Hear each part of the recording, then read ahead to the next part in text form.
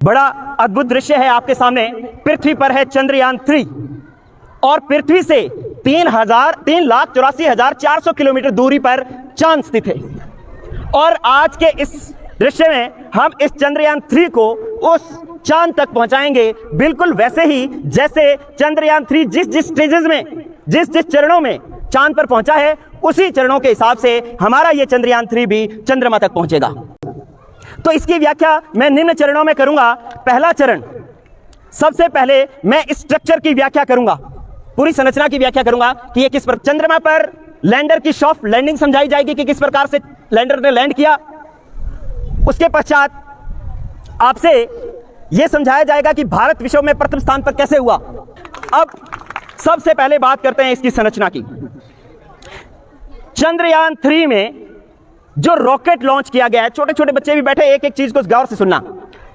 चंद्रयान 3 में जो rocket launch किया गया है, जो इसको ऊपर ले जा रहा है, उस रॉकेट का नाम है LVM-3M4। रॉकेट का नाम क्या है? LVM-M3M4। ये इस रॉकेट के 4 हिस्से हैं। नंबर 1 इसके अंदर है, ये दो जो लगे हुए हैं ये हैं रॉकेट बूस्टर।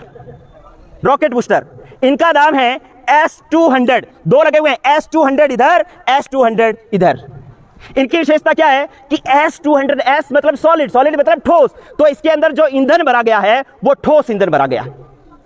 ये ईंधन जैसे जलेगा, ठोस ईंधन का मतलब जैसे पटाखे में बारूद भरा होता है वो ठोस होता है ना, तो वैसे इसके अंदर ठोस ईंधन भरा हुआ है। जैसे ही ये गति करेगा, जैसे ये बारूद जलेगा तो आग नीचे की तरफ गति करेगी, नीचे की तरफ एक्शन करेगी और पृथ्वी से नीचे से ऊपर की तरफ एक रिएक्शन लगेगा और जिसके कारण ये ऊपर की तरफ गति करेगा।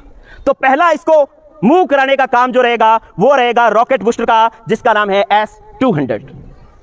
जैसे ही S200 अपना कार्य करना बंद कर देगा, जैसे ये दोनों, अब जब इन्होंने कार्य करना बंद कर दिया, इसका तो काम ऊपर पहुंचाना था, तो अब इन दोनों को अलग होना पड़ेगा क्योंकि इसमें ईंधन ही नहीं बचा। अब ये ऐसे ही लगे रहेंगे तो भार बढ़ाएंगे, अपने को तो ऊपर जाने के लिए क्या करना है? हल्का करना है, हाँ या ना? तो इसलिए जो है ये S200 दोनों जो है वो एक दूरी के बाद दोनों अलग हो जाएंगे। जैसे ये अलग हो जाएंगे उसके बाद स्टेज आएगी सेकंड स्टेज के अंदर जो इंजन वर्क करेगा उसका नाम है L110। ये जो L110 है उसको आपने बोलना है L110। इसकी क्या विशेषता है? इसकी विशेषता है L फॉर लिक्विड, लिक्विड मतलब द्रव। इसके अंदर जो ईंधन भरा गया है वो द्रव ईंधन भरा गया है। जैसे पेट्रोल और डीजल जैसे होते हैं ना, वैसे इसके अंदर कैसा ईंधन भरा गया है? द्रव ईंधन। तो जैसे ये बूस्टर से अलग होंगे L110 कार्य करना शुरू करेगा। अब इसको ऊपर ले जाने का काम कौन कर रहा है? L110। कौन कर रहा है? L110। जब L110 एक ऊंचाई पर जाएगा उसके बाद L110 का भी ईंधन क्या हो जाएगा? खत्म। तो अब L110 की जरूरत है क्या यहाँ पे? उसको भी क्या कर दें? अलग कर दें। क्या कर दें? अलग कर दें। उसके बाद क्या होगा कि C25 इंजन जो है ये कार्य करना शुरू करेगा। C25 इंजन की विशेषता है कि इसके अंदर गैसें भरी होती है, हाइड्रोजन और ऑक्सीजन। कौन सी गैसें? लेकिन वो तरल अवस्था में भरी हुई है।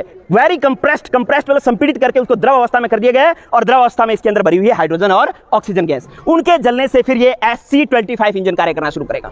आपको ये सारा अभी दिखेगा विजुअल, ये सारे काम करेंगे आपके सामने अभी। तो इसके बाद C25 अपना कार्य करना शुरू करेगा।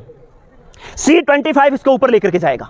अब ऊपर लेकर के जाएगा तो ऊपर कौन जाएगा? ये पार्ट जिसके अंदर है लैंडर और रोवर।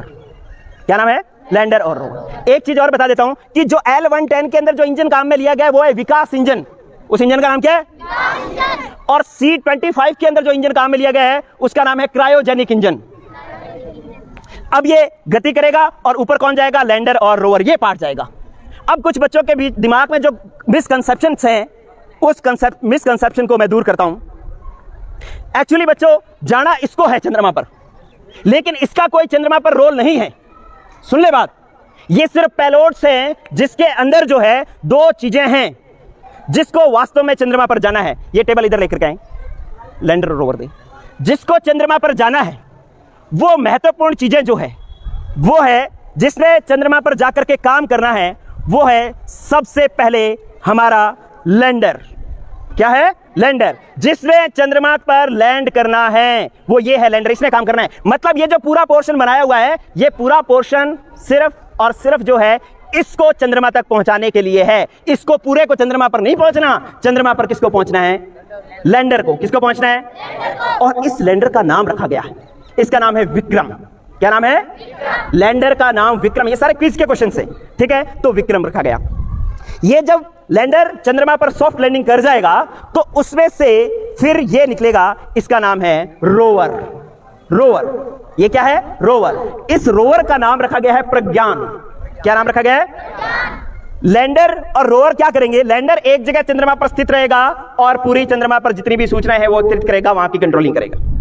और रोवर जो है, आप देखें रोवर के अंदर टायर लगे हुए हैं। क्या बता रहे हैं?